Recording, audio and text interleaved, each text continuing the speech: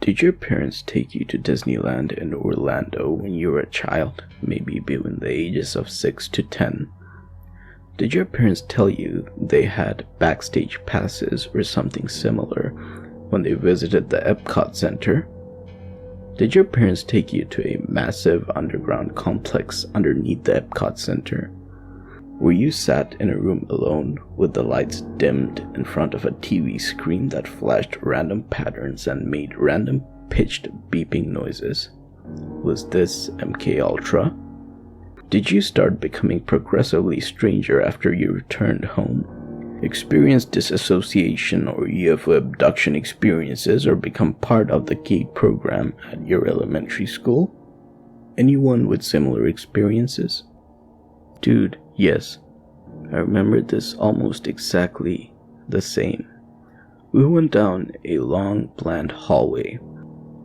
We were grouped up in a small cubicle room where we were shown a family on the screen being transported in a see-through bubble-like machine.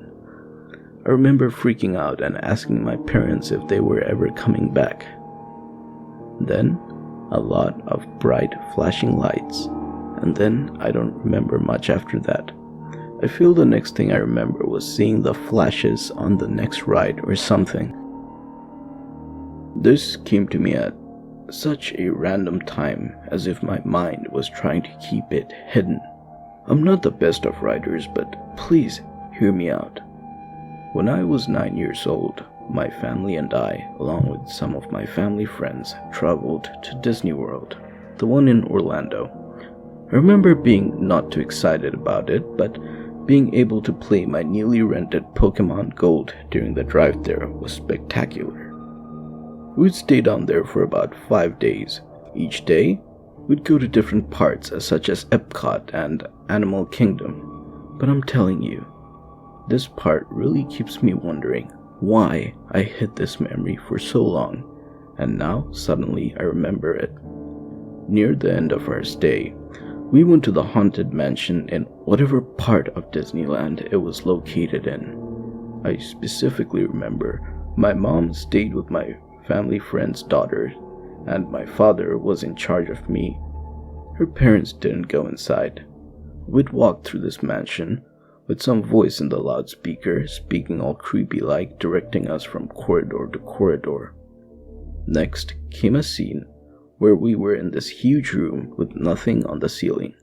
Suddenly, the lights go pitch black. When this happened, I grabbed my dad's hand with a little more grip due to being startled by what just happened.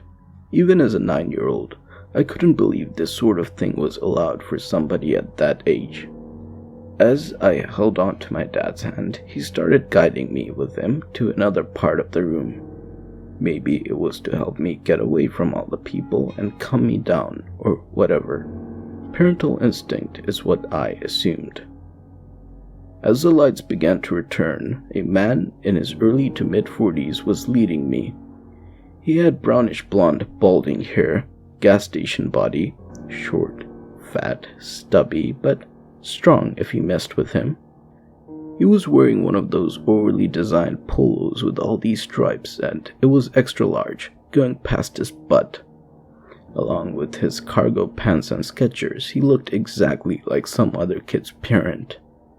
Being very young and innocent, I laughed at the guy and said, "Whoops, wrong dad." I then saw my real dad and ran toward him laughing, saying, "I thought you were someone else." My dad then looked at the guy with the fiercest eyes I had ever seen. My dad's not really tough, but even I knew I wouldn't want to be the guy who he's looking at. Without saying anything to alarm me, he kinda talked to me softly and said, "You okay? You feel okay?" I didn't really get it, but I answered, "Yeah."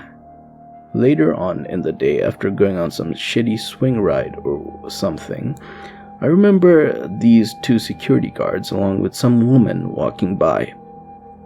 She had dark red short hair, was in good shape, and was bawling her eyes.